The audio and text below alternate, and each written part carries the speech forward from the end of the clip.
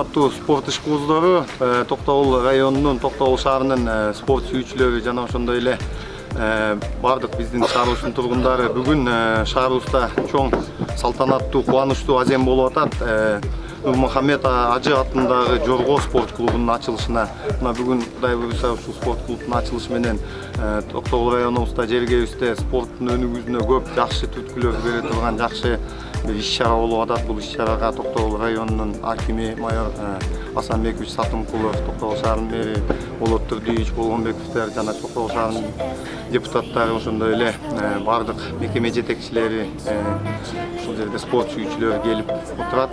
Бүгүн Кудай буйруса ушул ачылыш аземин ачык деп жарыялайбыз. What was I gonna do? I let myself go, and now we're flying through the stars. I hope this night will last forever. Oh, oh, oh. Ain't nobody loves me better, makes me happy, makes me feel this way. Ain't nobody loves me better than you.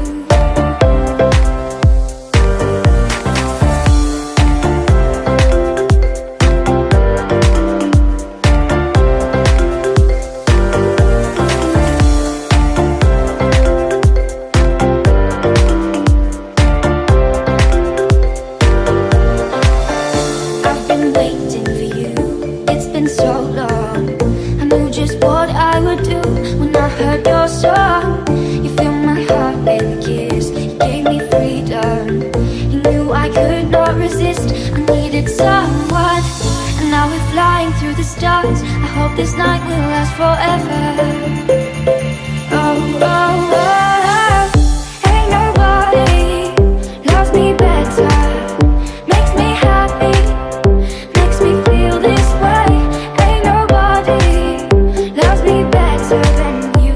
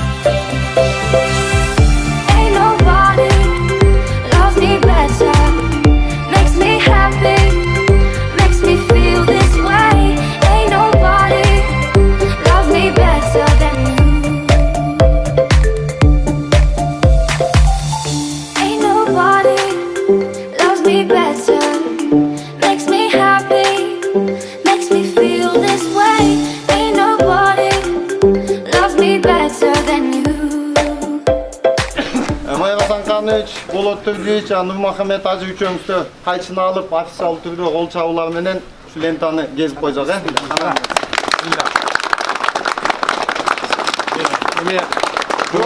спорт клубу Акчолтой Абек болсун. Элге анын ичинен жаштарыбызга болуш убагында келип, ден соолугун чыңдаган, эли журтубузга кызмат кылган, Токтогулду Кыргызстанды дүйнөгө тааныткан жакшы бир спортсмендер чыксын. Баардык жакшылыктар болсун. Акчолтой Абек болсун.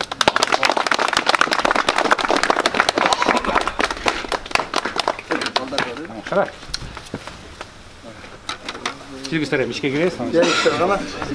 Урматтуу коноктор, спорт клубтун ачылышына, презентациясына хуш келиңиздер.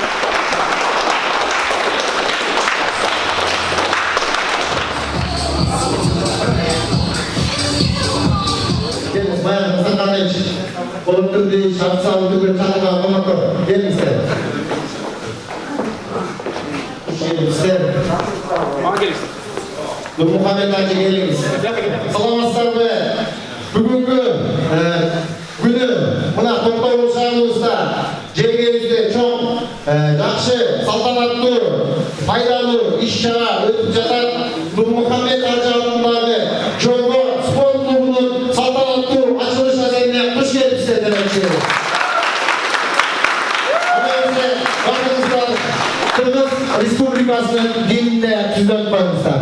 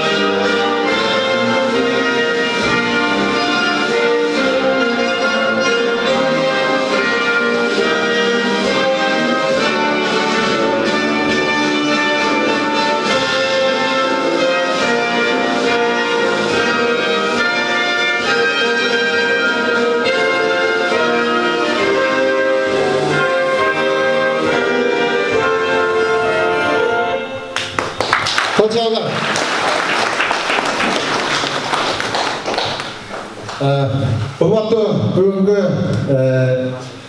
залдын ачылышын көйлөгү ушу маалыматтарды айтып кетсек, Токтогул шаарыбызда биздин бокс спорту, бокс ийини 3-жылдардан бери өзү кыйналып, ал жерде залдарда айылда отуруп, специализированный зал жок, ушундай бир чоң көйгөй проблемаларга кезигип келген. Мына быйыл Кудай жалгап ушул eski котельныйыбыздын зданиясын жеке ишкер Элмурда Абдуллаев Элдар мырза өз демилгеси менен ушул залдын ичин тазалап, ремонттоп, ушул бардык өзүңүздөр көрүп турган инвентарларды алып келип, ушул бокс залын салтанаттуу кылып, бүгүн балдарга өзүнүн шаарга кошкон салымы катары бүгүн салтанаттуу серкесине чакырып бирге күбө болуп ачылыш азиринде турат. Мындан сырткары айтып кетсек, негизи эле ушул Элдар жана Анмагазы Абдуллаев Элмар ажы биргеликте, Нурмухамед ажы чоңу биргеликте Токтогул шаарыбызда, районубузда көптөгөн кайрымдуулук иштерин буга чейин алып барып келатат. Эми аны атасак азыр убакыт деле жетпейт. Мына өзүңүздөр билгендей Элмар ажы Токтогул футбол клубу 2013-жылдан бери жаштар, балдар, өспүрүмдөр группаларына жардам берип, мына сырткары ар бир жылы 1-июнда белдештерди өткөзүп келатат. Нурмухамед ажынын да бул багытта кылган иштери абдан көп. Мына эми азыр бүгүнкү салтанаттуу ачылышта бүгүнкү куттуктоо сөздү жана ошондой эле өзүнүн бийлектери менен жана ошондой эле ушул залда өзү аткан балдарга, өзү турган балдарга жакшы насааттарын айтып келүү үчүн биздин конокторго сөз uzatып берсек. Анда эмесе биз микрофонду Токтогул райондук мамлекеттик администрациянын башчысы Аким Сатылкулов Майор Асанхановичке uzatып коесок. Урматтуу бүгүнкү ачылуу ажырдын катышуулары, Токтогул районунда көптөгөн спорт залдары бар. Мындан да көп болсо жакшы болот деп айтабыз. Спорттун ар бир түрү боюнча жыл сайын чоң бир мелдештерди өткөзүп, жыйынтыгын чыгарып турганга ар бирибизде болгон салымыбыздан көз каранды экен эч ким менен талашсыз. Мынакей Абдуллаевтар десе, Абдуллаев Нурмухамед аксакалга, Элдар Элмар эки уулуна, Токтогул районуна спорт максатында, спорттун багытында өз салган салымы эч ким менен талашсыз. Футбол десе, кетип атат Ошко, Кочкор Атага десе, ким спонсорлук кылып атат? Элдар кылып атат. Келатат экинчи бир чоң конокторубуз десе, ким өз салымын кошот? Мынакей Нурмухамед аксакал өз салымын кошуп атат. Жок, дагы бир соревнование десе, Элдар кошуп атат. Ошон үчүн бүгүнкү ачылып аткан объектиге өз салымыңарды кошконуңар үчүн жалпы райондук мамлекеттик администрациянын атынан, жеке өзүмдүн атымдан, райондун 100 000 калкынын атынан сиздердин үй бүлөгө, районубуздун социалдык экономикалык өнүгүүсүнө кошкон салымыңыздар үчүн чын дилимден ыраазычылыгымды билдирем.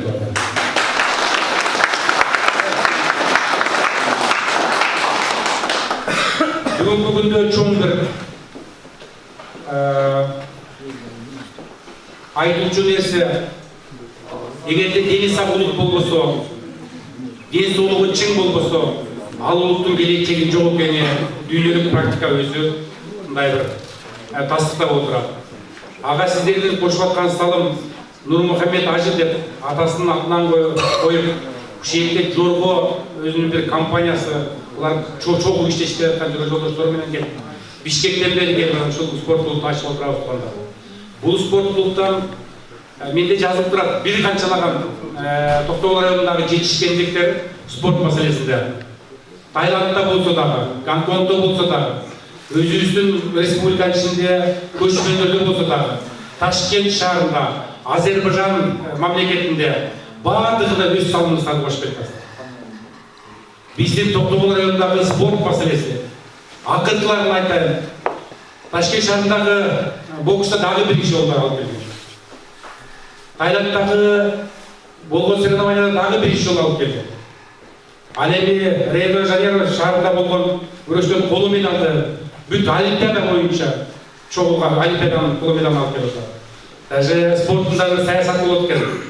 2 жыл мурун Токтогул районунун тургуну Изат Ардыков коло медаль алып келгенден кийин ушундай бир спорттун саясатына байланыштуу бул жер туура эмес белгилеп калыптыр деп четкеге чыгарылган болчу болсо, кийинки жылдары мынакей быйылкы жылы барып 2018 жылы дагы бир жолу доказывать этип алып келгендиги болду. Ал эми ошол эле убакта биринчи алган адамдын дагы туура эмес кетирген ачыкталган алтын медаль бизге ыйгарылат деген сөз бар. Ал эми көчмөндөр оюнунан Жалал Абад областы боюнча бир гана жигит күрөштөн алтын медаль алып келди.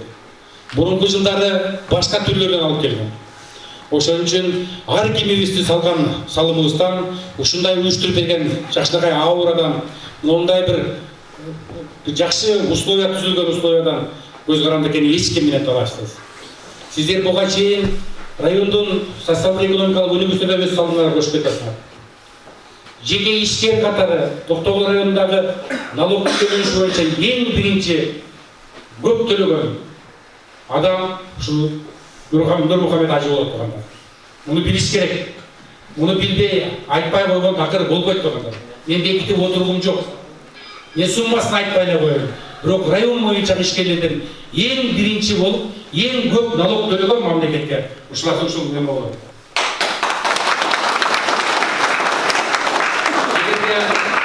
Келечегимди сен кандай көрөсүң десе, келечегим мен спорт аркылуу, билим аркылуу биз сөзсүз район эң алдыңкы район болуп чыгарабыз. Эч ким менен талашсыз. 3 жыл катарынан билим берилген олимпиададан республика боюнча биринчи орунду алып чыгып отурат. 3 жыл катарынан алып отурат. Бул Токтогул районунун тарыхында эмес, Жалал Абад областынын тарыхында да болгон эмес. Биринчи жылы бирөө, экинчи жылы үчөө, быйылкы жылы экөө катышып отурат. Алтын сертификатка жетишип отурат. 59 адамдын бири Токтогул районунан болуп отурат. Ал Токтогул шаарынан эмес, Мазар суу айылындагы Жомарт мектебинен болуп отурат. Ошон үчүн спорттун бардык түрлөрүнө келгенде штанга маселесинде бизде Кыргызстандын флагын Токтогул району кармайт деп айтсак, эч ким менен жаңылышпайбыз. Бокс боюнча жүрө турган айта турган болчу болсок, бир Мирбектин аркасынан мына ушунчабыз баарыбыз чогулуп отурабыз. Ушундай аура чыгып отурат турганда. Мирбек чык жалдырап берем.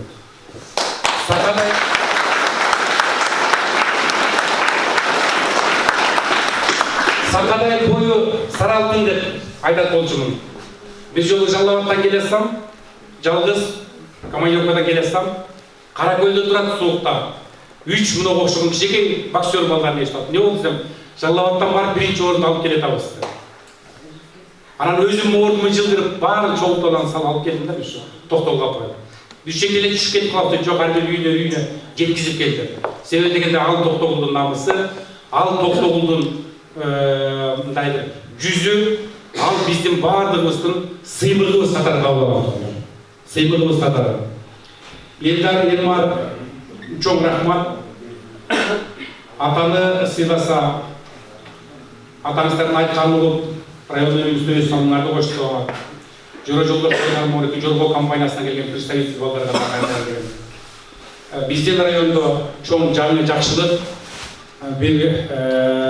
спорт тарабында чоң жетишкендерибиз бар. Ар бир районда бокс боюнча, күрөш боюнча, футбол боюнча, шахмат дейбизби, ар бир түрү менен болгондо убакыт болот. Бирок бүгүнкү күндө мамлекет өз каражатынан кура албай аткан убакта колгабыздык кылып, мамлекет мага эмне кылып берет деп отурбастан, мен мамлекетке эмне кылып берем дегендер ушундай болот турган. Ушундай болот турган.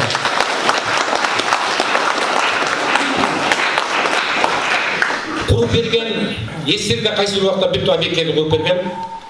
Аны ошондой кылып сактап калыш. Аны ошондой кылып бир канча жылдар пайдаланыш. Ошол убакта күндөн күнгө замандын талабына жараша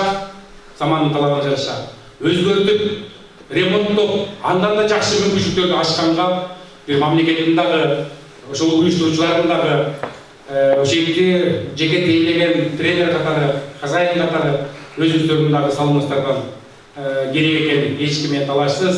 Андыктан дагы жолу айтайын, чоң рахмат.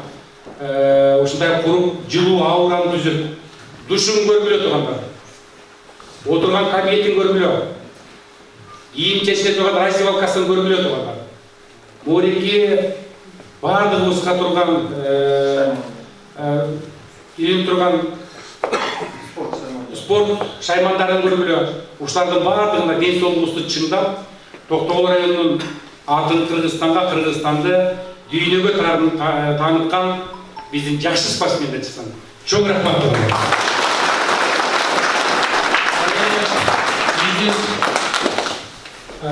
Өз салымыбызды кошоппуз, жылдын жыйынтыгына келгенде дагы карап атабыз. Бир эки адамга биз берели деп чечтик. Эки адамга эмес, биз Мирбек менен акылдаштык элек, Мирбек менен акылдашып атайық. Ушундай уюштуруучуларына деп, анан кийин жеке инициативасы менен, жанагынтип өзүнүн ички дүйнөсү менен ушундай спорт залы жокто дагы 3-чү этаж училищада башка объектилерде балдарын машыгып даярдап жүргөн эки адамыбызга биздин бир ардак грамотабыз бар. Мамлекет жарды деп айтпайын, мүмкүнчүлүгү чектүү убакта награда берет. Качан мүмкүнчүлүгү бюджети мындай чөнтөгү казынасы жакшы болгон убакта анда кийин конвертин да кошуп берет мүмкүндөр болсун. Анда бизде эки адамга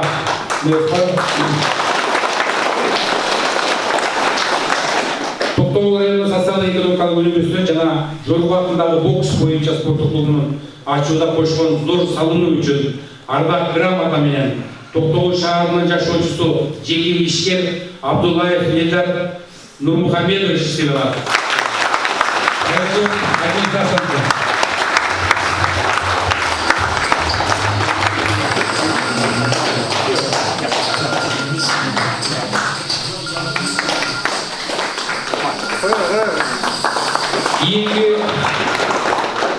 Ийинки ардак грамота менен Токтогул районунун спорттун өнүгүүсүнө кошкон салымы жана спорттун бокс түрү боюнча көрсөткөн жетишкендиктери үчүн ардак грамота менен бокс боюнча баштоочу Апышев Мирбек Апышевич сыйланат.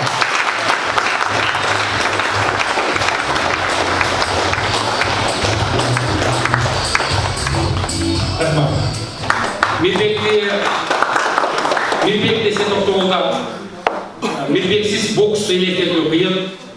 Эң барып жетишкен спортсмендер чыгып, бүт инстанциядагы мелдештердин баарын багынтып, Мирбекке кошулуп кайра келип алып, биздин келечек муундарда тарбиялаган ушул жектен күчтүү бир тренерлер чыксын. Акчолтой объект болсун, жылдын жыйынтыгына Аксакал акыркы 3 жылдан бери бизде биринчи жерде болуп келди. Биз Аксакалга өзүбүздүн мындай бир сыйлыгыбызды, өзүбүздүн грамотабызды кандай түрү болот, аны жылдын жыйынтыгы менен беребиз Аксакал. Рахмат баардык келген конокторго дагы, келген шаардын мэриясына, райондук жетекчилерге, шаардын депутаттарына, деги спорт сүйүүчүлөрүнө, спонсорлорго бүгүнкү жакшы күнгө келип, өзүңүздөр менен күбө болуп, жакшы элге айта тургандай болуп, жакшы объект болсун деп бата кылып, ушуларга Алла разы болсун деп айтып, чоң ыраазычылык билдирем. Рахмат баарыңыздарга. Сизге да рахмат, Баян Сакарович, айтып кеткен сөзүңүзгө. Ушундай Абдуллаев Элдар Элман мырзалардан шаарыбыздын, районубуздун дагы кыйын жеке ишкерлери үлгү алып, мындан дагы үлгүлөрдү алып, жакшы спортко жардамдарын берип тургуза деген мнениядамын. Өз тиешеси бар, шаардын объектиси болуп саналат. Куттуктоо сөздү Токтогул шаарынын мэри Болгонбеков Болот Турдиевичке тапшырып коет.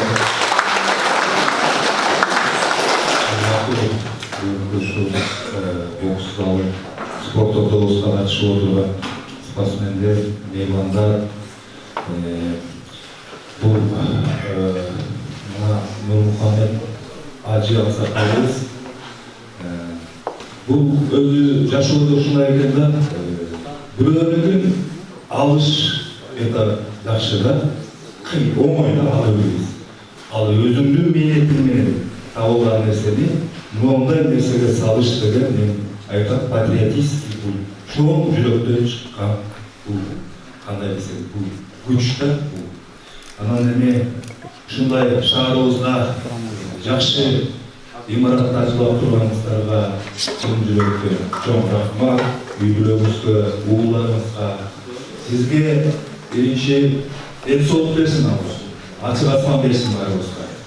Анан эми биз дагы шаарыбыздын атынан ушул аксакалдын салымын, чоң салымдарын кошкон үчүн ардактуу ат уулу намынан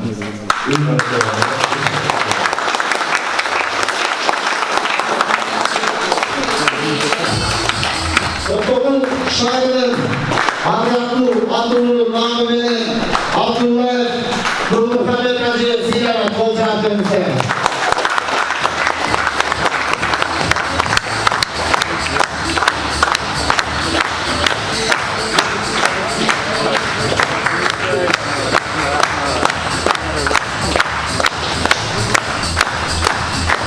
İnsan, köşkeliğinizi, köşkeliğini Toktogul şaharının beni birlikte Toktogul şaharının kengişinin deputatları tapşırıldığında tüm sastavı gelip bize çok olacak.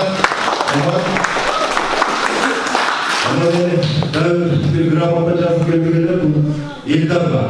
İldar. Türkiye Respublikası Жалалат областы Токтогул району Токтогул шаары 2018 жыл региондорду өнүктүрүү жылына карата шаарыбыздын социалдык экономикалык өнүгүшүнө активдүү катышып, жаштар арасында спортту өнүктүрүүгө кошкон чоң салым үчүн жеке ишкер Абдуллаев Элдар Нурмухамедовичти атак грамотасымен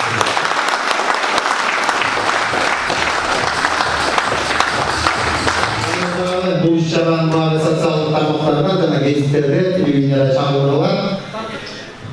Yine söz veririz. Hazır bunlar döşleri tapşırıcısı, onunla gelen bilgi şahın kengeçli deputatlar doğu şahın kengeçli aparatı çoğu gelişken şu konuklarının adına şahın kengeçli adından deputat Kasımov Almas'a söz verip koyar.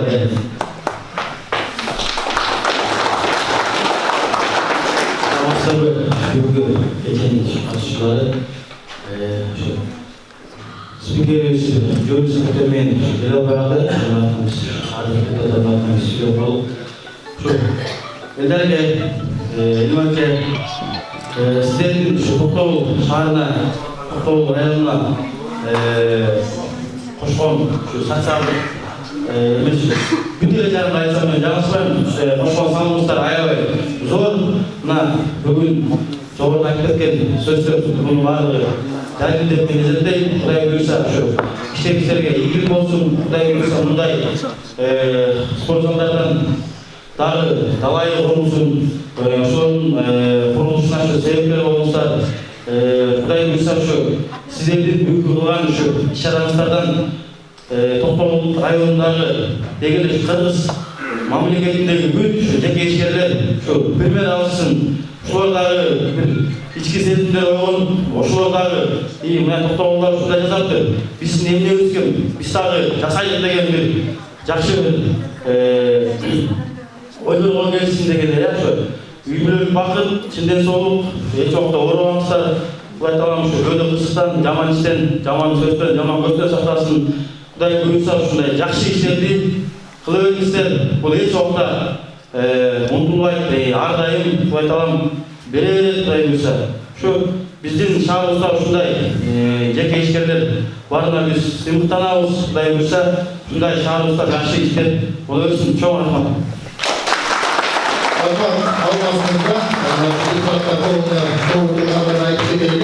Жылда шаарыбыздын бюджетинен ушул биздин балдар өскүндөр спорт мектеби Токтогул футбол жана көп ийгиликтер толук менен каржыланып келе жатат. Жана ушул эле жылда келе жаткан жылда Кудай кааласа бюджетти караганда сиздерге дагы бир ушул ишенебиз. Жакшы кылып ар бир спорттун түрүнөн биздин бюджетибизди жакшы кылып чечип бересиздер. Рахмат сиздерге. Buna işte karda aşı gelgen konuklarına gerek belirli. Hazır tutuklu sözü uağında Toktogul rayonumuzda emgek singirip işlep ketken sporcularına kızıkkan jigit Toktogul rayonu prokuraturasında hazır bu vaqtda Таллоопуз областынын Манас районунун прокурору Заимов Жылдыз мырзага сөз берип коет.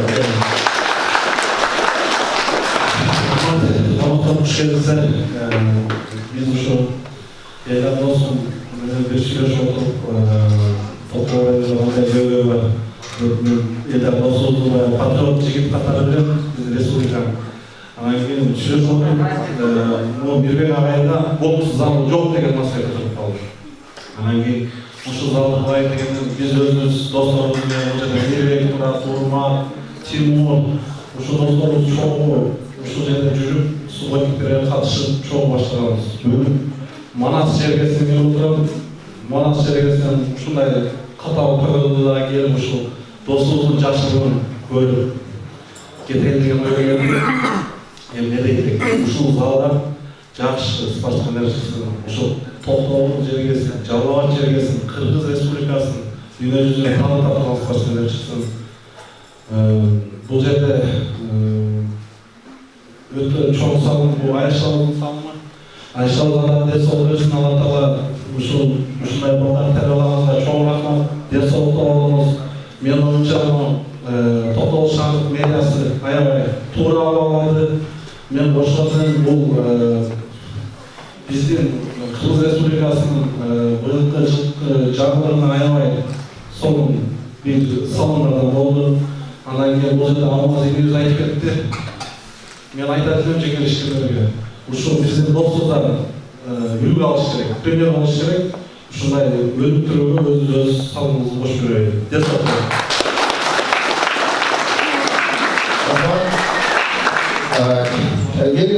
Бишкек шаарынан келген коноктор Жорго компаниясынын генералдык директору Каримов Алтынбек Сапарбековичке микрофон.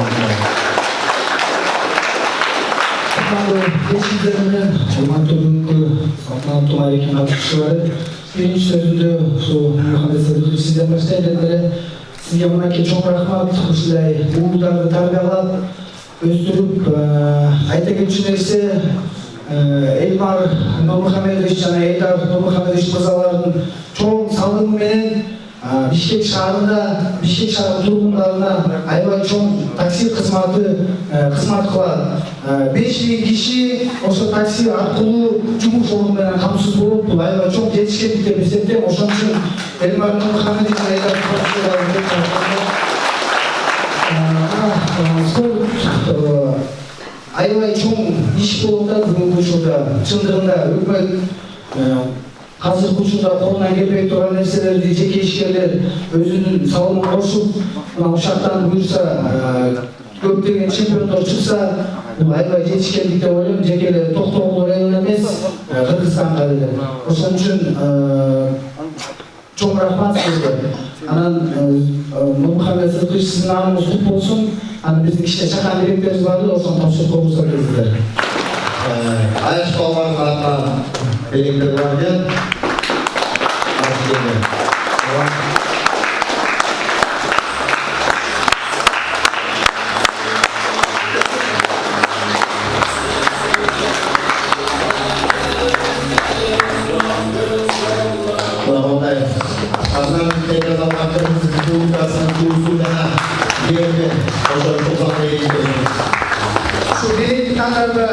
Кыргызстандын туусу менен ушу Кыргыз Республикасы гербин тандаган себебибиз ушу спорт клубтан көптөгөн чемпиондор чыгып Кыргызстан желеги дүйнө жүзүнө таанылсын.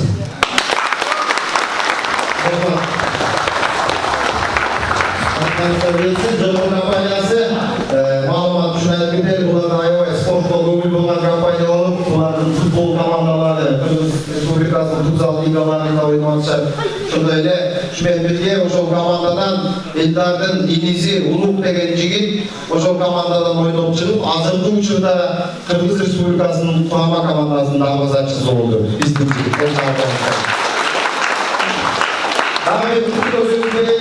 Азыр бул залдын ачылышы Токтогул райондук балдар өспүрүмдөр спорт мектебинин дагы бир аябай чоң ишине зор түрткү болду. Себеби дегенде бул залда Токтогул балдар спорт мектебинин бир бизде иштейт. ошонун группасы дагы заниматься этет. Бул дагы болсо биздин бир көйгөй чечилип атат бул аркылуу. Ошон үчүн бул жака куттуктоо сөзгө райондук балдар спорт мектебинин директорунун орун басары Донбек Абдумансатович чакырып койдук.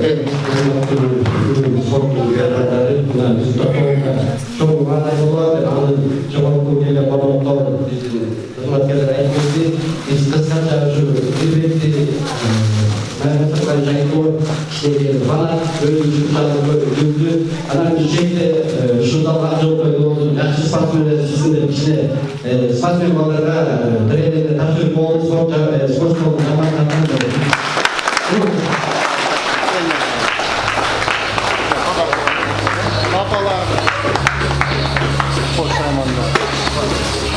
Kutu bayardu acayip zam oldu. Şimdi gelecekte hızlı acayip birlikte düşünüyorum. Ana birinci konuklar geçip baktan gelen bir yana gelip aldım. Bir ziyaretten söyledi, ulan döveli. Adam ise temsilcinden buna konuklar konuklar söz verildi okşaydı. Hazır Muhammed Arcı'nın özüne daha mikrofonu sunmakçıyız. Muhammed Arcı bugün sizdikile oldu mu aynen? Балдарыңыздың артынан дәулеттен емес ол ардақтуу аттуу болуп атасыз. Залдын артында сиздикине коюлуп атат. Азыр Мухаммед ажы ушул сизге микрофон узатып койду. Өзүңүздүн жакшы сөздөрүңүздү айтыңыз.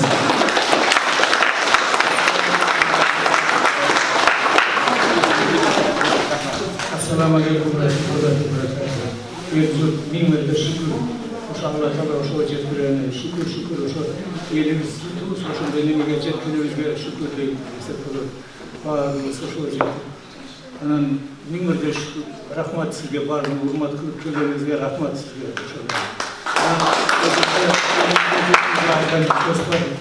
Беш барма болду, батпайт деген сөз бар. Ошону унутпай жүрө берейик. Миң мәртебе рахмат. Миң мәртебе Geçmanlarında ayıtlarınızı muhabbetlerinizi benim ayıta gideyim yerde. Buna hazır kalın saltanatlı azeyini bütkönden giyin. Sizlerde konuklar vardığınızda ve 15 bölümlerine getip almayın. Şundan akırın sınıf boğuşta birinin saltanatlı azeyini çakırağız istedim. Saltanatlı Hurşet'te. Ulatağız seni hazır program boyunca daha bir söz veriyoruz. Bu sözlü rayonumuzun bir neçe yıl imam olup жүрген hazır zam imam kızmatını arkalay özü jakşı kişi yeni bayacılığı böyle deniz. Bismillahirrahmanirrahim. Hürmetli Müslümanlar, Müslümanlar, sporcular, sakallar. Allah'a şükür, Allah razı olsun. Bu acıkenin malları buna elin kelimine canay, eline hizmet kılar, eldik buğuzlar degen inşallah uşun. Hem aytışın andayı caiz emez. Bundan başka da meclislerge, medreselerge ançalardan verip atsan, karızların, svetlersaların ançakı sözleri verip atsan, Allah razı olsun degen başka dualar istiyor.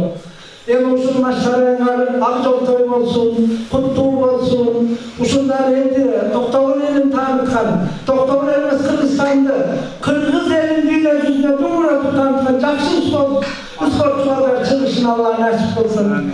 İnşallah bir jakşı dua koyalım Allah'a, Allah kabul olsun, amin.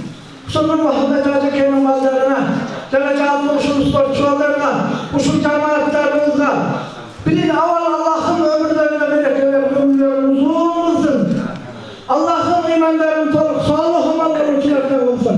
Allah'ın bulanın kılan taat, ibadetlerin, duaların Allah kabul kılgan olsun. Bundan arada Allah'ın özü daim tuğra yoluna başlayıp, adaşkan yoldan özü saktagan olsun. Böyle ırsıgıran, böyle kaygısından, yolanatsızdan saktasın. Rahmatlı, berekeli, rızkı nasibeli olsun. Dağlı Allah'tan bilemediği dualar olsun, Allah kabul kılıp. Bu dünya ahiretlerin yakşılığı nasip olsun. Amin.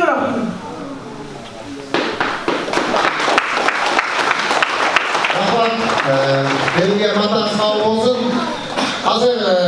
Hazır magazinli vыступлениянın алдында дағы жыйынтыктоочу сөз береткен ушул залдын жетекчиси, ушул залга демөкчүсү, демилгечиси Абдуллаев Элдарды чакырып алайын сактап келип.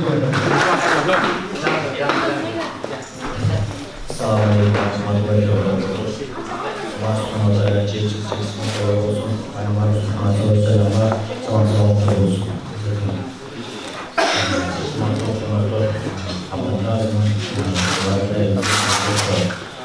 Сегодня пришли разделить нашу радость. Такое событие.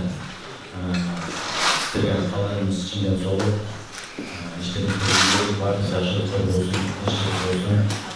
Надеюсь, что в дальнейшем, таковой будет развиваться процесс направления социальных, спортивных, и чтобы он был одним из самых показательных, самых развивающихся городов нашей страны. Rahmat Eylem, daim şunday işlerinden tayba demekçiyiz. Hazır bizim program boyunca bu yerde показательное выступление под руководством тренера по боксу болады, ошол баардыгыбыз күбө болуп кетсек, ошонун астында тренер да жакка болса, немесе сахнага отличник физической культуры и спорта Кыргызской Республики, отличник профтехобразования Кыргызской Республики, старший тренер Жалалабадской области среди юношей и молодежи Асанов Бербек агайды чакырдык.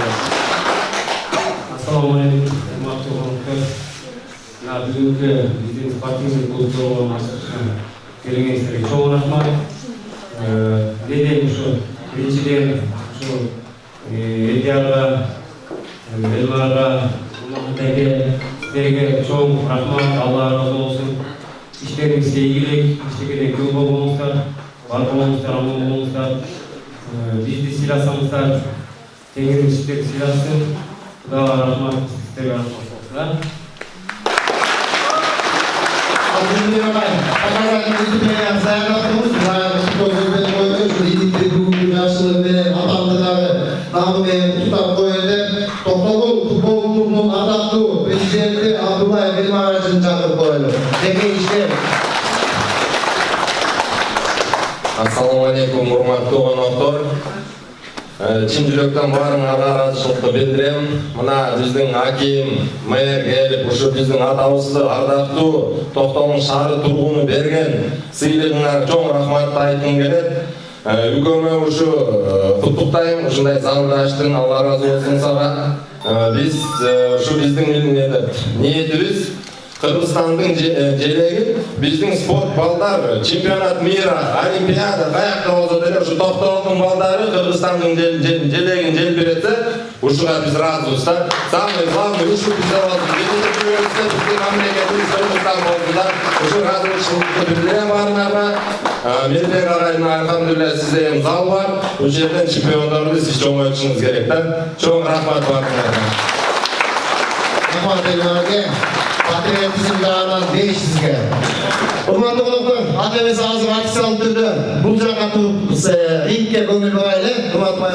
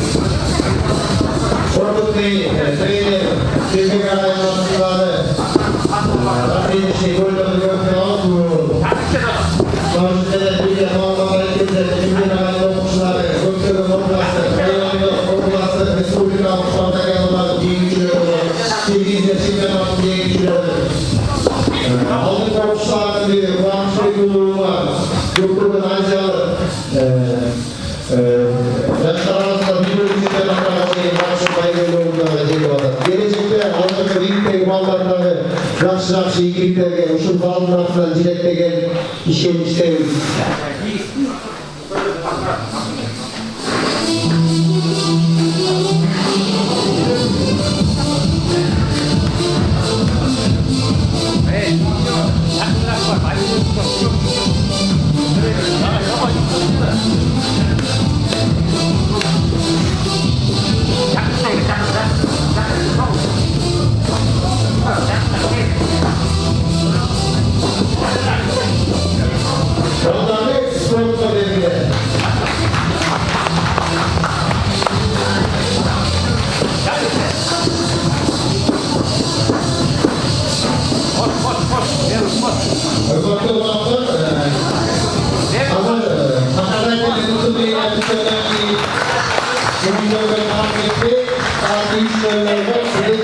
Oluş kafesinde bugünkü toplantılı açılış atölyenin marketine çağırmak varlığınızdandı. Sizin oluş kafesinde kulübünün çağırmak.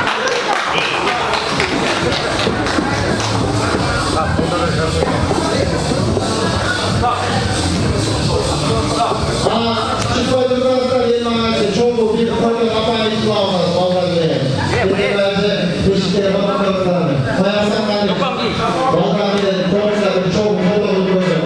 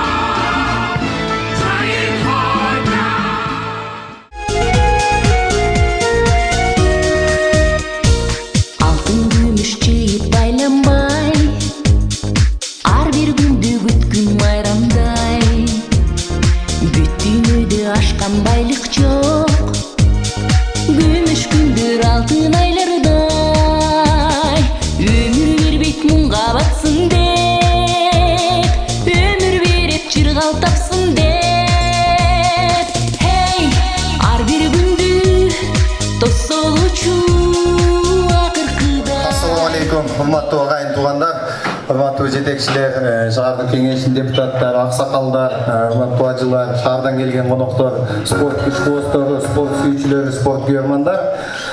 Нурмухамед ажы атындагы Жорго спорт клубунун салтанаттуу ачылыш аземинин сый тамагына куш келипсиздер.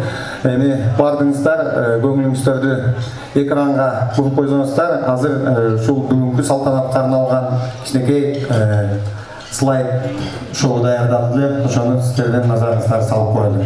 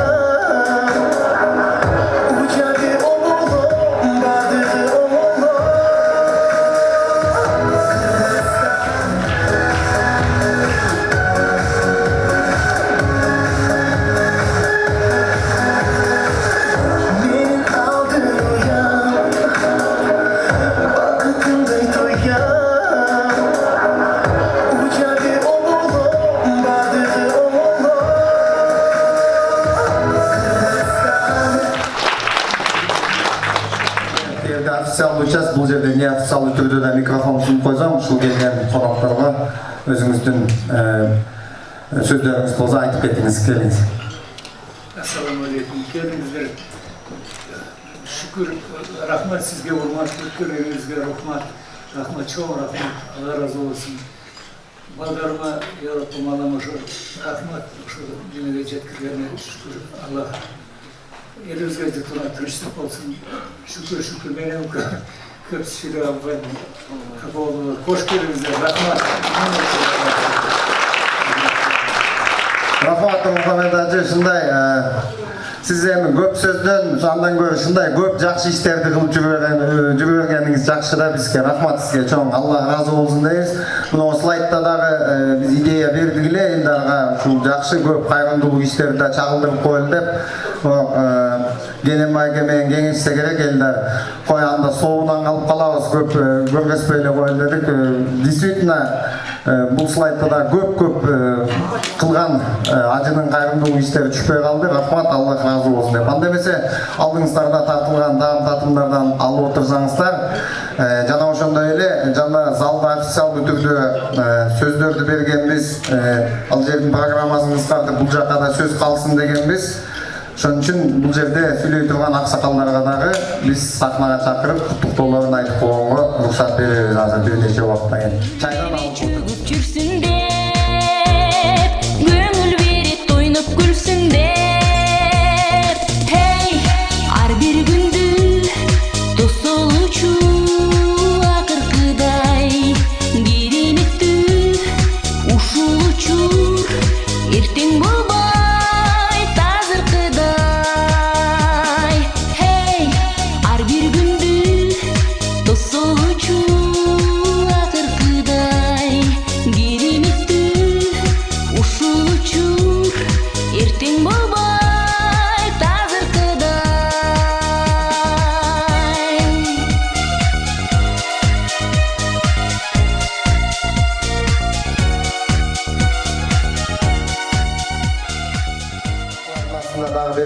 сөздөрдү берип коелук. Атайын Каракөл жана Ташкөмүр шаарынан келген бокс боюнча агайлар, тренерлер келген экен. Биздин Мирбек агайдын коллегалары, Каракөл Ташкөмүр шаарларынын тренерлери Нурлан мырза, Өкөтең Нурлан мырза экен. Кол чаап коюңуздар, кана келиңиздер. Келипсиздер. Бүгүн сиздердин келишиңиздерге мына карда жаадырып коебуз. Урматтуу токтоолдук туугандар, не дейтилер, майрамлар менен абдан чоң сооп иш кылып турсуңар дегенде, ушу жаштарга жакшы спорт клуб ачып атасыңар. Бул деген эң чоң майрам. Муну мен эмне деп айтат ошо. Бул да бир жагынан ушу Мирбектин алып бар ушунча жыл өзү жалгыз токтоолдун балдарын өстүрүп, тренерлик канча деген нервтерин жок кылып, үй бүлөсүн ойлой ушу балдарды ойлоп жүргөн мээнети да ойлойм ушу досумдун дагы. Алла таалам баягы колдойт да, кандай иш кылсаң, кандай туура иш кылсаң, Алла таалам колдоп ушу сааты чыгып, ажыкелер колдоп, ажыларына рахмат, Алла разы болсун. Сиздерге дагы ушундай балдарда чоң жаштакка спорт клуб ачып берип турсуздар. Бул клуб мен деп айтканда абдан сонун жакшы планы менен түзүлгөн клуб экендигинен бул жерден эми олимпийский чемпиондор өссүн, Кудай кааласа буюрса, азыр деле бир балаңыздар токтолду, Кудай кааласа Азияда билесиздер, экинчи орунду алып, азыр олимпиадага даярданып атат, как раз Умар деген ушул жерде токтолдун кулуну. Ошол бала Кудай кааласа буюрса, ушу дуалар менен көбүрөөк кылынып, ушу мен айта кетким келет, ушу жакшы нерселер жазылып турат, ушу Алла таалам колдой турган нерселер. Ошо балдар дуа кылып, жаштакка тренировка кылса, ушу Умар дагы буюрса, 2020-жылы олимпийский чемпион болуп калса, дагы бир чоң той болот, токтоолдо Кудай кааласа буюрса. Эмне дейбиз, ушу балдар өсө берсин, өнүгө берсин, сиздерге чоң рахмат. Баягы дагы бир нерсе бар, айта кетем. Ачып коюп эле унутуп калбай ажекелер, баягы спонсорский ишти да кылтырыңыздар дегенде балдарды. Анткени бала визге чыкпайынча эч качан өспөйт, спортсмендер ушундай да. Көбүрөөк визге чыгарып турсаңыз балдарды кабылдап, ушу клубуңуздун аты, сиздин да атыңыз өсөт, Алла тааланын үстүнөн карап сизге да ушул канча бала өсүп өнүгүп чемпион болсо, сиздерге да ошончо рызык түшөт деп ойлойм да. Алла колдосун, рахмат балдар. Ассаламу алейкум. Да, не дейбиз. Мирбек агайдын тилеги көптөн бери үмүт кылып жүргөн ушу залдан кыйналып бизге айтып келе да. Ажайкелерге чоң рахмат. Мирбек тилегин орундатып. Бул зал област эмес, Кыргызстан боюнча мындай зал жок да. Бүт бардыгы орду менен салыныптыр. Чоң рахмат айтабыз. Биз дагы ушу спортту колдоп бергениңерге абдан жакшы. Канча деген бала ушу залга келип, тренировка кылып, бул сол сиздерге дагы жакшы да, сол тийсиз. Эмне дейсиз, Мирбек агайдын быйыл дагы област боюнча бизде стаж тренер Мирбек агай. Ушу Кудай кааласа ошол жерде бүт турнирлер өткөзөбүз. Мирбек агайга айттым. Отбор тигилердин залы сонун болуп калыптыр. Анан ушу залдан олимпийский чемпиондор чыга берсин. Назырбек агай айтып кеткендей, Токтогулда бир бала азыр ошол даярданып атат. Биз баардыгыбыз тилейбиз, ошодон үмүт кылып атабыз. 2020-жылы олимпийский чемпион болуп келсин. Рахмат баарыңызга. Рахмат сіздерге дағы. Бүгінгі салтанатты ачылышқа келіп қатысқаныңыздарга бұл Мирбек агайдын дагы ушул сіздер демин көтөрүп, авторитетин көтөрүп, биргеликте болуп атасыздар. Рахмат коллегалар. Нагыбек куттуктоо сөз берейлик. Сахнага Нурмухамед Ажидин аяш баласы Өзбеков Талант акенин чакырайлык. Жаңы жол айыл өкмөтүнүн депутаттар кеңешинин төрагасы. Жана ошондой эле биргеликте бул жака Токтогул райондук салык инспекциясынын башчысы Баратканов Жайнар агабызды, Болот аке салык инспекциядан тоже спортсмен, бывший чогуу келиңиздер. Бул жактан сиздер сахнадан күтүп алабыз. Маэстро музыка окуучу эле тимеле барыңыздар. Апайым. Ажы отуруш болот. Саламатсыздар, урматтуу бүгүнкү ушул ачылууга аземин катышуучулары. Жана мен залда чакырылган коноктордон мен да турдум эле мага тосуп берип эме сөз берип койгондо ошондо ойлодум эле мен деген. Ошондо бул салыкчы бизге барсак эле салык эле деген бербей эле койду окшойт. Бул тамаша экен. Мынакей Нурмухамед Ажакебиз ушундай балдарды тарбиялап, ушинтип жана Майыр Сапанч биздин аким айтып кетти. Бизде Токтогул районундагы эң жанагы жеке ишкерлердин арасында эң ири салык төлөөчү, эң көп салык төлөгөн ушул Нурмухамед Ажакебиз болот ошол. Байырда Элмардын намында болуш керек болмадым. Абдуллаев Элмар деп катты өткөн. Анан кийин жана бирөөлөр сурап бул канча төлөйт деп, канча төлөгөнүн мен айтпайм да, бирок бул купуя салыктык сырда бул айтылбай турган нерсе. Бирок эң ири салык төлөөчүлөрдүн ичинен эң көп салык төлөгөн ушул Абдуллаев Нурмухамед агабыз постоянно бизге келип салыкты убагында, өз убагында толук, анан кээде биз толтура албай калганда да жардам сурайбыз, кийинки нерсени берип туруңуз депчи, ага да макул да баягы эме алып. Ушу бюджет толуп атса биз берели деп. Бул жалпы эле мамлекеттик бюджетке кошуп аткан, анын ичинде ушу биздин жергиликтүү бюджетке районго кошуп аткан чоң салымы бул кишилердин. Жана дагы Жоргодон келген представитель айтып кетти, бизде 5000 киши иштейт, 5000 рабочий место түзгөнбүз депчи. 5000 рабочий место эмес, мунун салыгын мен айтып коеюн салыкчы катары. Мунун салыгы 5000 кишинин ошо салык төлөп аткан, ошол иштеп аткан Жоргодогу таксилердин патенти, бул ошол эле Бишкек шаарынын жергиликтүү бюджетине түшүп аткан салык да бул. Бул 5000 кишинин төлөп аткан эмеси, бул чоң, аябай чоң, мындай эсептеп көрсө аябай чоң ири суммада салык түшөт да. Эми бул спорт боюнча мынакей Нурмухамед Ажакебиз, мынакей балдары, Элдар бул эми биз жанагы официалдуу жагын айтып атабыз. Неофициальный жагын биз Токтогул районунун баардыгы билет болуш керек, канча кишиге жардам берип атат, канча бейбечаралар жардам берип атат. Биз мындай сыртынан угуп эме кылып жүрөбүз. Жанагы спорт тренерлер айтып атат, бизге барганда жардам берет ушундай эме депчи. Анан эми ушул ачкан залыңыздар, ушул кандай тилек менен ачсаңыздар, ошону Кудай кабыл кылсын.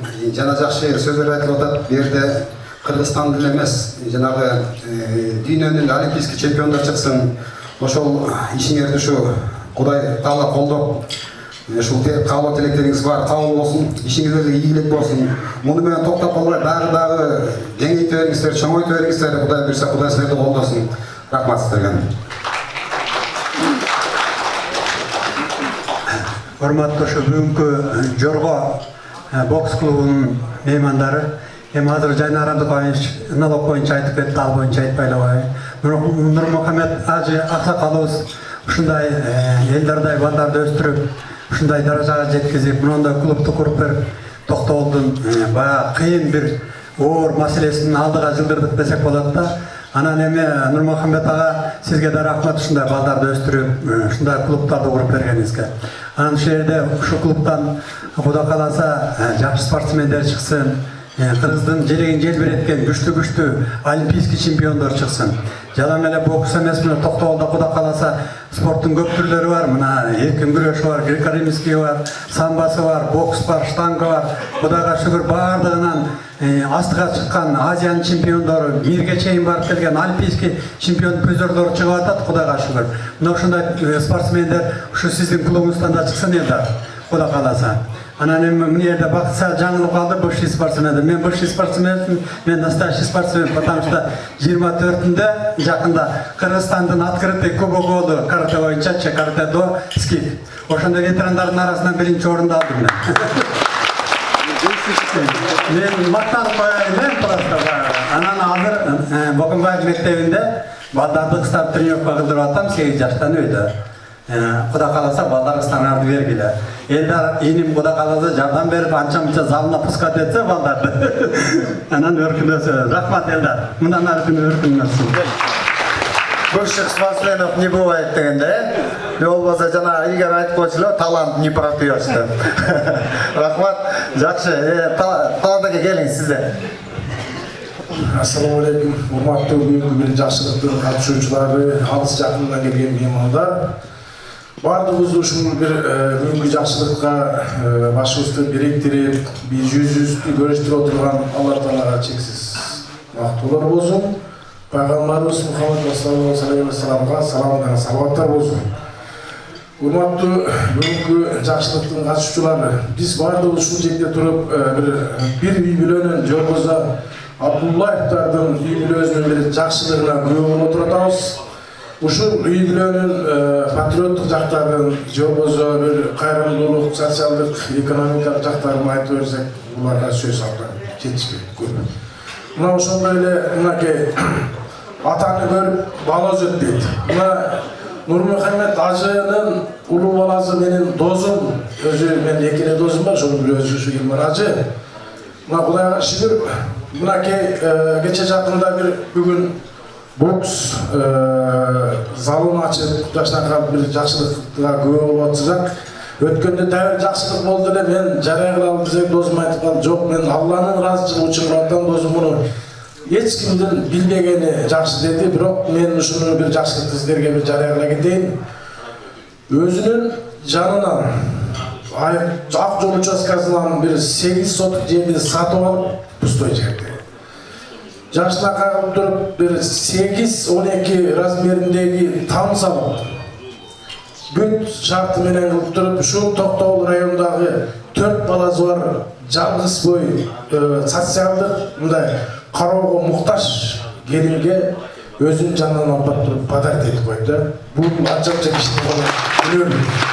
Мына досум ушундай айтты, мен келиңиз, мен шаардын деңгээлинде, шаардын территориясында болот, шаардын мэрин чакыралык, райондук деңгээлде болот, ушул акимди чакыралык. Ушул сиздин бүгүнкү кылган жакшылыгыңыз эртеңки бирөөлөргө бир кубат болсун, бир мындай алдыга караган максат болсун десек, жок досум, мен бир Алланын ыраазычылыгы үчүн кылдым, мен муну жарыя кылбайм деп да. Ana ошондой эле аганы көрүп ине өсөт дегендей, мынакей ошол агасынын жакшылыктарын көрүп отуруп бүгүн өзүбүздүн аяшыбыз Элдар жашына калып туруп мынакей өзүнүн каражатынан сатып алып, жашына калып туруп бир здание куруп, бокс зал куруп берип атат. Көрүп атабыз, борцовский залыбыз бар эле, штанга залыбыз бар эле, ушул футбольный полеларыбыз бар, бокс тарабынан аксалып деле, жашына калып туруп өзүнүн үй бүлөлүк жардамы кылып, жашына калып бир зал подарок этип атат. Ушул залда айтат элем, биздин чыган акыныбыз, атабыз десек болот, чыңгыз айтматовдун бир жакшы сөзү бар. Ааламга кеткен жол айылдан башталат дейт. Мына ушу биз бардыгыбыз жашнакай бүгүн бир бата, тилек, дуа кылып, жашнакай бир Токтогулубузда бир кичинекей зал ачсак, тилейlik ушул залдан келечекте мага чейинки айтып кеткендер Кыргызстандын желегин дүйнөдө желбиреткен жигиттерибиз чыга берсе экен. Биз ошого тилектешпиз. Ал эми ушул жакшылыктарга жашына каралып мынакей салыктын жетекчиси айтып атат. Биздин районубуздун акимибиз Майра Сакарович айтып кеткендей, өздөрүнүн жанагы салык тарабынан социалдык тараптан муктаждарга жардам берип, мына ушундай жакшылыктарды колдоп келатышкан ушул үйлөрдүн ушундай жакшылыктарын эске алып 2018 жылдагы Токтогул районунун же болбосо Токтогул шаарынын ардактуу атуу наамын жашына калып достойный кишиге алып беришкен ушул Токтогул шаардык кеңешинин депутаттарына и шаардын мэрине ошол жерде жалпы отурган элдин атынан ыраазычылык айтып кетет элек. Ушул шаардык кеңештин депутаттарынын иши ийгиликтүү, калыс мындан ары дагы жашына калып элди баалаган, элди сыйлаган депутаттар болуп жүрөбүзүңүздөрдү каалайбыз. Рахмат, Нурмахамед Ажы Абдуллаевич Садырович. Бүгүнкү алган наамыңыз куттуу баяндуу болсун. Сиз бул наамды ал электе деле ушул наамга татыктуу кишисиз. Биз ушундай жашына калып биздин досубуздай болгон, аяш өлкөбүздөй болгон балдарды тарбиялап бергениңиз үчүн сизге миң мәртебе таазим этебиз. Рахмат көңүл бурганыңыздарга. Рахмат сизерге. Колуңуздар өтөңүздөр. Жайнараке, сизди бул жактан чакырганыбыздын да себеби бар болчу. Залда официалдуу өзү бияка да официальный лицо керек болчу. Ошон үчүн сизди бул жакта залда сүйлөп көргөнгө калтырганбыз. Улантабыз дагы бир куттуктоо сөздү жанагы залда машыгып аткан ата-энелер тобуна берип коелу. Албетте тренер дайым ата-энелер менен тыгыз байланышта, тыгыз иш алып барат. Ушу ата-энелер өз ыраазычылыгын билдирип кетейин деп ата-энелер тобунан Талайге жана Ахмат мырзаны чакырып койсок. Ушул жаш боксчулардын ата-энелери бүгүн бизде чогуу залда отурушат. Келиңиздер.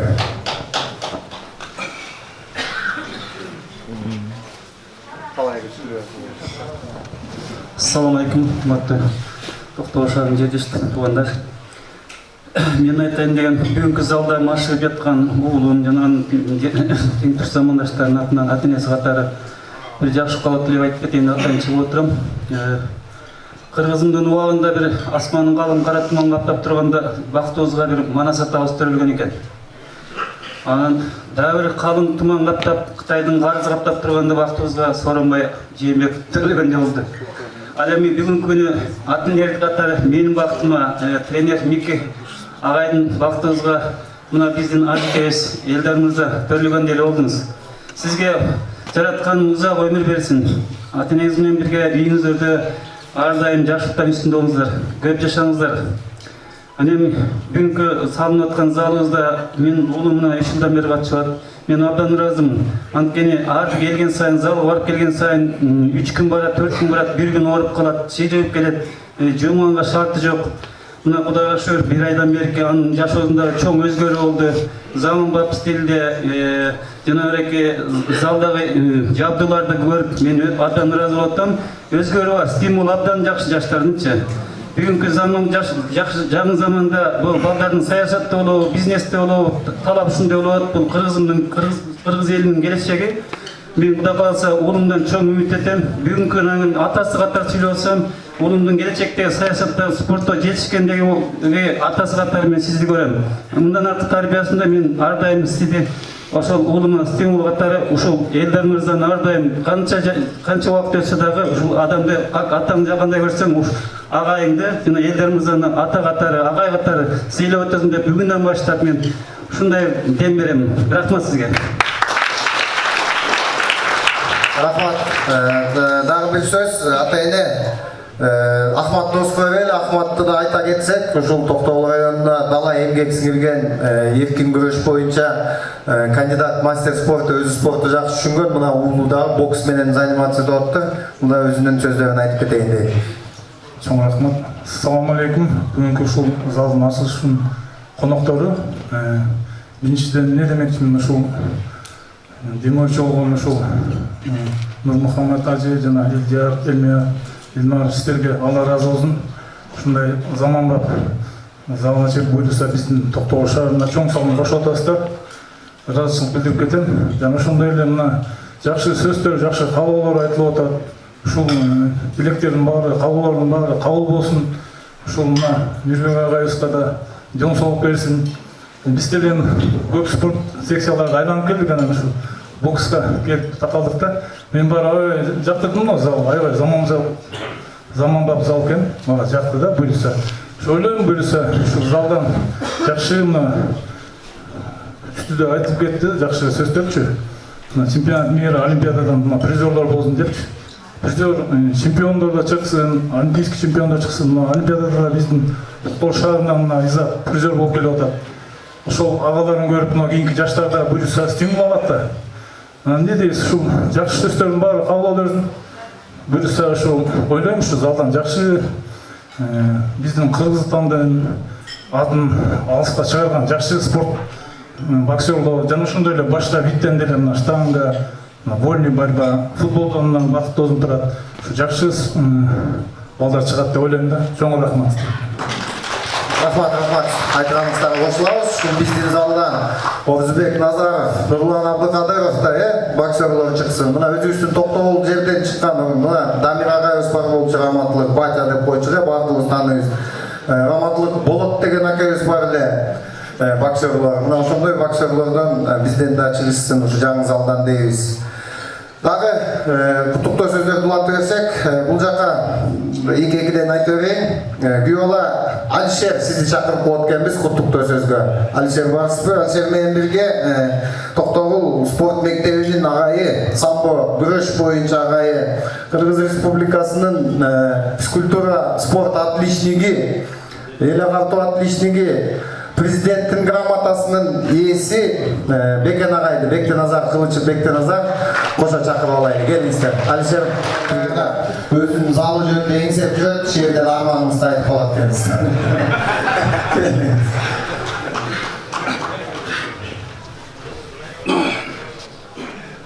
Урматтуу ушул залдын ачылышын азенин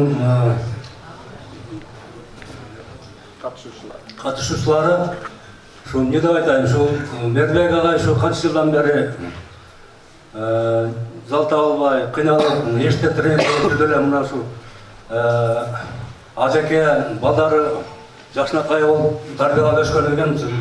Элдер экөөм ушинтип жалашып берип койду эле, ушундай жакшынакай залды болуп калды. Şu zaldan жакшынакай спортсмендер чыксын, чемпион мирлер чыксын, олимпийский чемпиондор чыксын, призерлор чыксын, Токтогулдун Кыргызстандын намысын коргоп, желеген желбеткен спортсмендер чыксын. Ошондой эле ушу акебизге ден соолук каалайм, узун өмүр, үйлөрүнө тымак, биримдик каалайм, ушу балдары дайыма жакшылыктарды кылып жүрө берсин. Рахмат. Ассаламу алейкум ва рахматуллахи ва баракатуху. Баарыңыздарга бүгүн аябай бир Токтогул үчүн улуу күн болуп атат. Элдар үйүнүбүз Аллах разы болсун.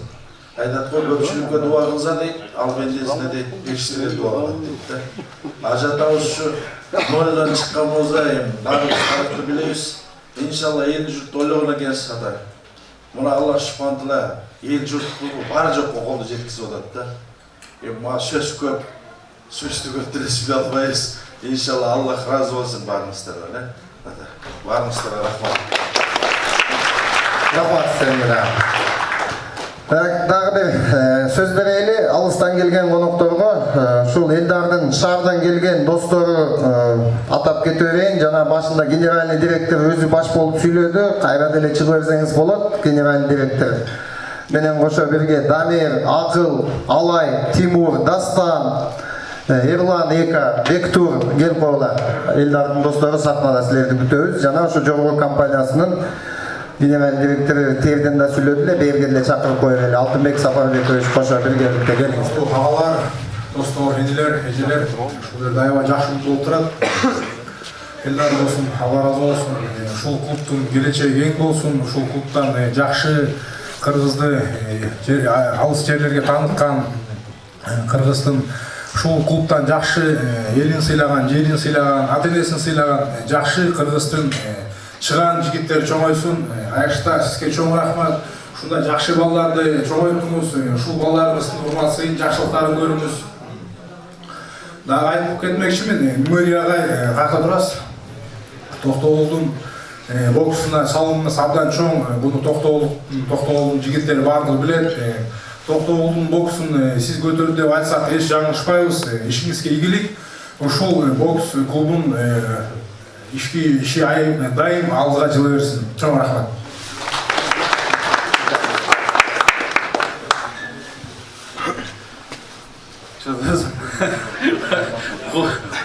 Толкунданып турабыз.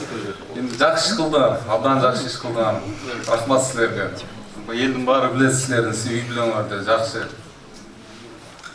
Наш поздравление да.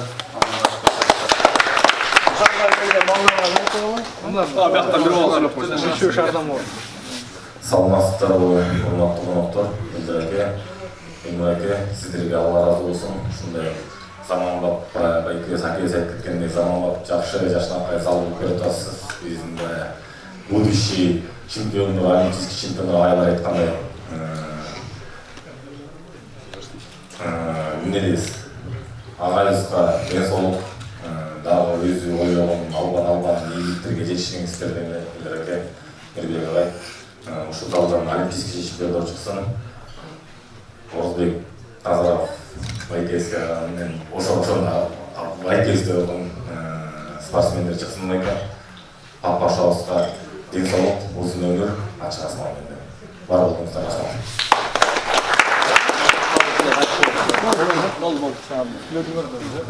Рахмат достор, рахмат. Жакшы кабыл тилектер кабыл болсун.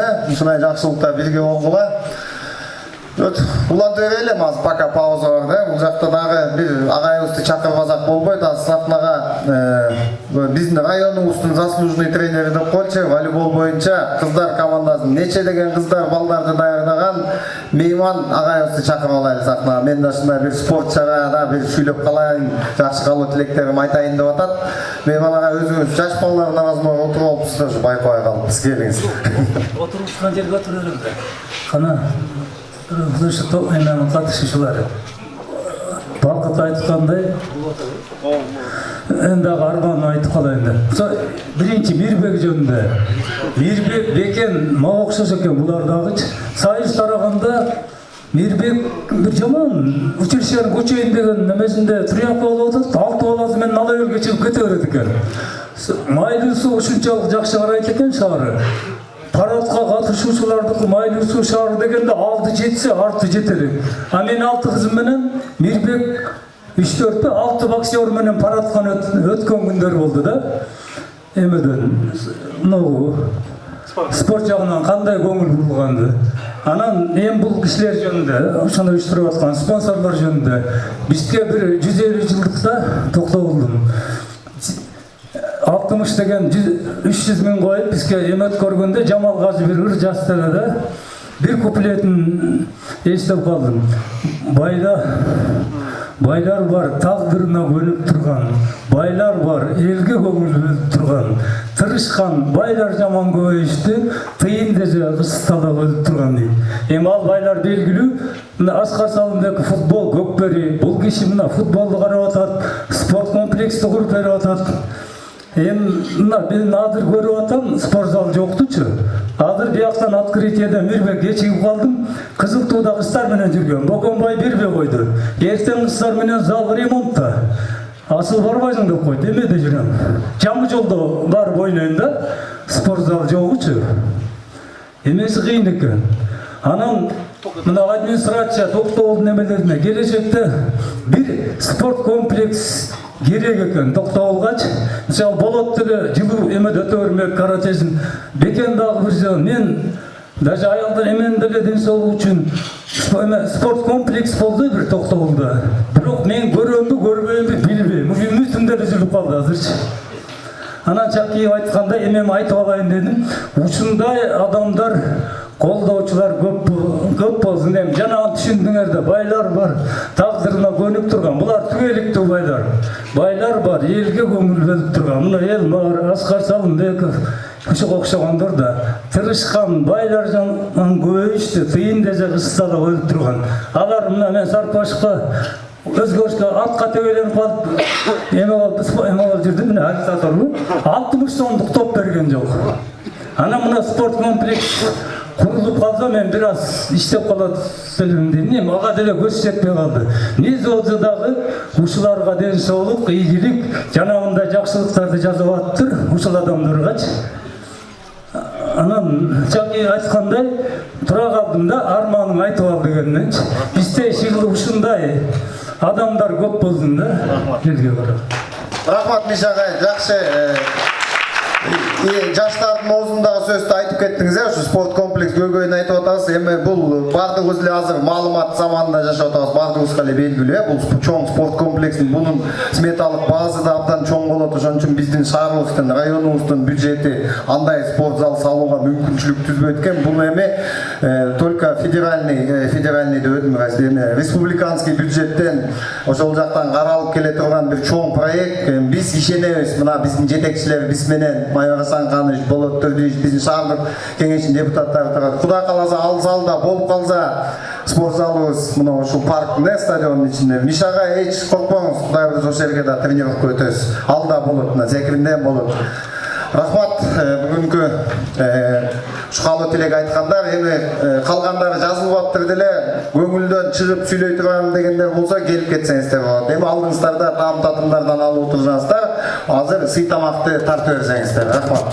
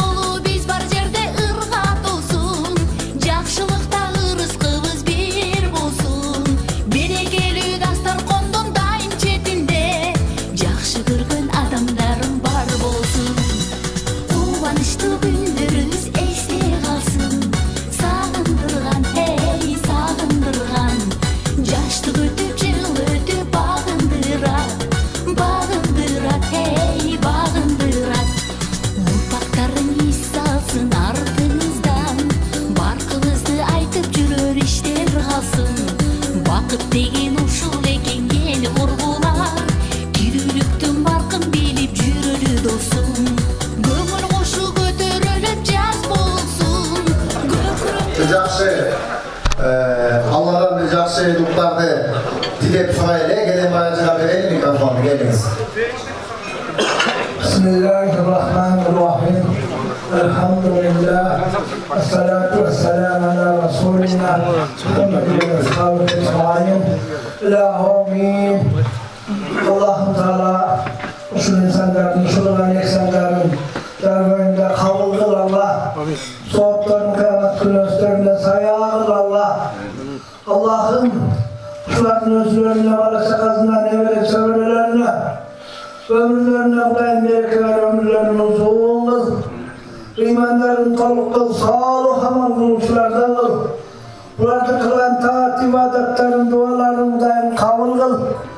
Dağı bala çakasın böyle kırsınıgan sakta, böyle kaygıgan sakta, cemaattıgan sakta. Rahmatlı, berekeli, rızkı nasibeli kıl. Kudaydan dağı mine müdürleri, mine dualar olsa Allah özünü nasip kıl. Dağı yeri bilmeden, ismilmeden işlerinde kanday oymazsa olsa Allah özünü yetkiz. La ilahe illan tesbihânekine kuntu minel zalimin. Amin. Rahmat barыңыздарга терең ыраазычылык билдиребиз бүгүнкү салтанатка катышып келгениңиздерге. Жорго спорт клубунан албан ийгиликтерди алдыда күтөбүз. Кош калыңыздар. Жер басып күн көрсө адам Кудайдын бул дүйнө деген гүл багында Бул жашоонун кумарына канып канбай Кербен сымал келет адам кетет кайра Ушундай экен айтын достор Неге